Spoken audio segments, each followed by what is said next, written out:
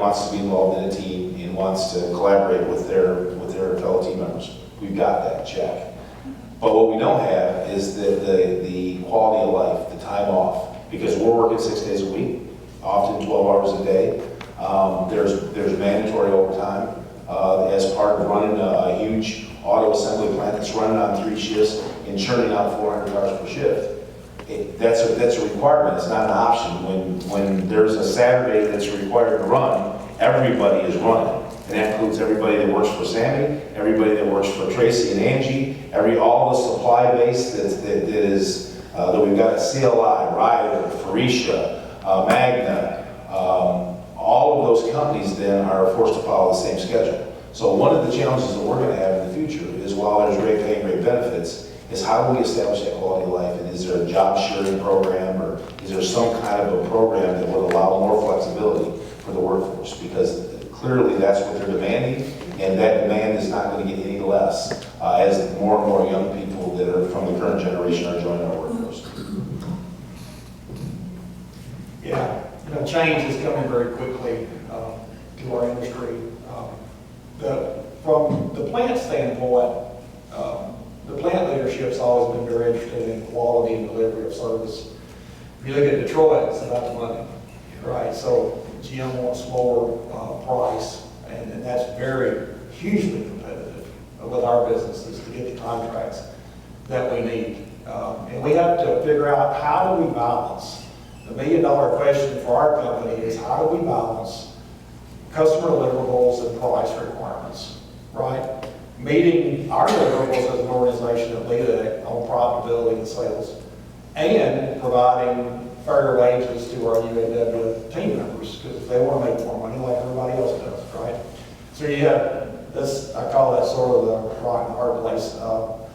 You have 3 competing goals, and we have successfully navigated that for years, but it's tough, and it gets very tougher as each year goes by to be successful in each of those 3. What we're seeing from General Motors these days, and we do work for Ford, Toyota, a lot of different companies, but they are standardizing their processes, and they're trying to commonize their supply base. So they want to reduce suppliers, and they want their suppliers to be mirror images of GM processes. So if you walk into the plant today, our processes are a mirror image to GM, and when the plant gets GM S4 certification, they get the IQ 4 certification, we're a part of that, and we're part of those audits. I kind of look at that sort of as the McDonald's effect, is kind of the way I look at that. If you're working for McDonald's and you walk in and you're working on the Fry Master, there's a process, most of the teenagers learn that within 20 minutes, and they're operating, right? So I see that sort of the way General Motors is now trying to push the supply base, is set up the processes, make them commonized, get low dollar, and then be able to switch out suppliers when they want to. And that's tough. That's a tough environment. So we have to be very good at how we perform our work. We have to be very good on our deliverables. And those synergies we're talking about, bringing to the table, are important, because they do matter in an organization. Money often gets you in the door with price, but keeps you there is performance. And it's safety performance. You gotta have good safety performance. You gotta have good labor harmony. You have good quality of work. And all that's measured. You have to have good delivery of service, and then cost. So it's hard to balance all that. But that's what all companies are facing, to try to balance those. And it is very, very tough. As I mentioned earlier, we interview about 100 folks a week. My office is here in this building. We have 5 to 6 recruiters all the time trying to go through those interviews, but sometimes it feels like it's herding cattle. I'm not going to lie, it does.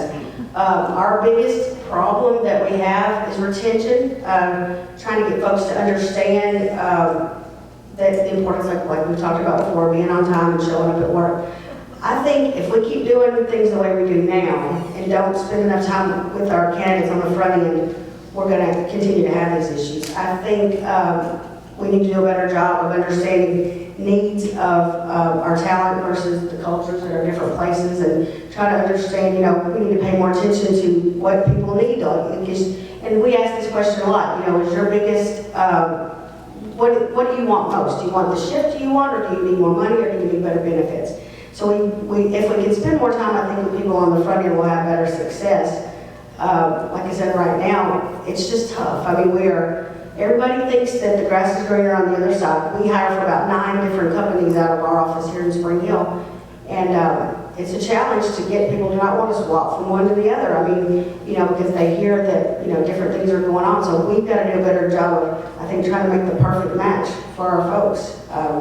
And that's going to be spending a little more time with them, I think. Earlier, we talked to the students about what's going to keep them here in Maury County. It's hard to ignore the fact that Middle Tennessee has grown exponentially over the years, specifically Spring Hill, Maury County, Columbia. What kind of impact has that had on your organizations? Because I know at the chamber office, we get calls from California, Illinois, Texas, Ohio, all over. And so you've got an even bigger melting pot now than you did 5-10 years ago. What kind of impact has that had on your organizations? I mean, obviously, we've had a lot more of a diverse one, which is good in a lot of ways. I mean, everything, I mean, I've not seen anything negative about it. I think we've seen a lot of positivity out of it. Folks that are moving in here are very happy to see that there are a lot of jobs. I mean, when people come in to our office, we pretty much have a job for everybody, barring a few certain situations, obviously, that we talk to the students about, the fact of keeping a clean background and making sure you stay drug-free and those kind of things. But I think it's been a positive effect from what I can see. I would agree. It's been some really good folks move into the area. We've hired from out of state because we can't find skill sets in some of our salary positions, and the finance managers from California. And there's more and more people applying every day from out of state. We're seeing these resumes come in from all over. A lot of our hourly workforce are local, but again, we hired people from other states that came in. We've had people transfer to Nashville in this area from other plants. So, you know, we welcome all. We're always glad to see talent moving here and people looking for positions, but overall, it's been good for us. I don't know how we really would have performed without having the migrations of additional people to the area. Because at one time, Tracy and I would have conversations and she would say, you know, we've really gone through a lot of people out in Maury County, and now we're reaching out to surrounding counties, and now I think even reaching out further than that. But it's great, terrific to have the work here, right? To have a good, strong economy. That's terrific. And that always attracts people. People hear about that. People hear about Nashville. That's why Nashville's growing the way it is. And it's more than just jobs, it's culture as well. People are moving away from high-tax states, and there's a lot of benefits for Tennessee. But we want to attract the right people, and we don't really care where they come from. We want the right people in our workplace and look.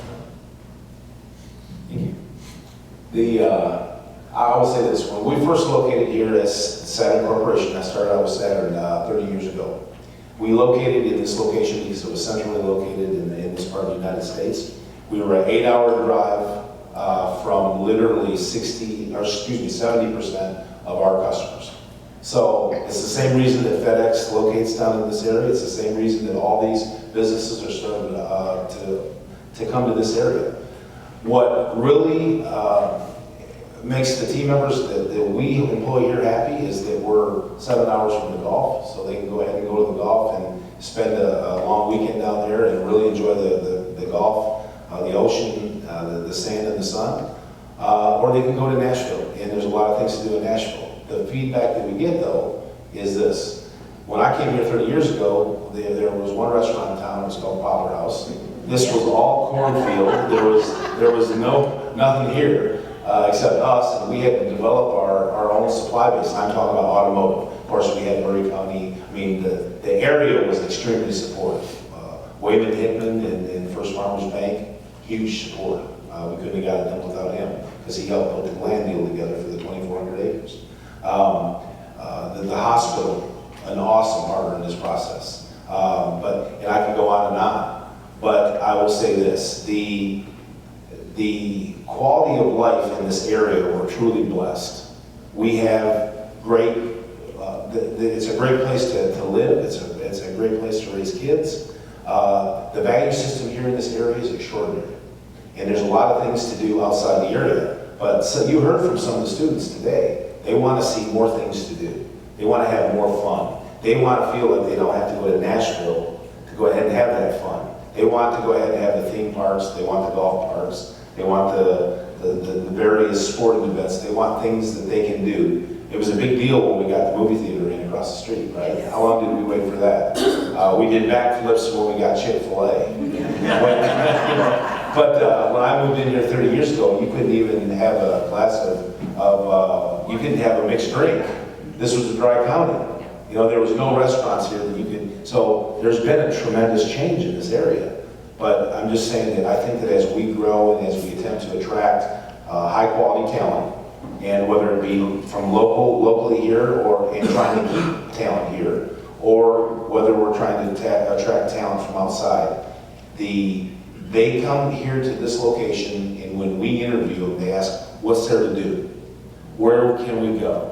And you know, we talk about meal day, and we talk about all these other things, but they're used to things that you know, are events and places to go and destinations. We tell them about going down. They love Jack Daniels. To go down there and walk through that tour and doing things like that. But there's got to be a lot more in this area to be able to go ahead and keep people here, other than just parks and you know, in a movie theater. I will also say this, one of the major complaints that we've got for this area, especially over the last 3 years, and it's gotten worse and worse and worse, is the affordable housing. People come here, it used to be when I moved in here, you could go ahead and buy a home in Spring Hill or in Maury County, and you could raise your family, and you could actually go ahead and make your house payments on a good middle class income. And it's getting more and more and more difficult every day. I mean, you see some of the prices of these houses that we've got in Spring Hill, for instance, and you have to ask yourself, who's living in those houses? Because it's not the people, the rank and file, the middle class folks that are working in this plant by and large. I've had several of our members that moved in here 20 and 30 years ago said if I had to buy my house today, I couldn't buy it. I have to live in another area. So, I mean, we have to be cognizant of the fact that affordable housing is very, very critical.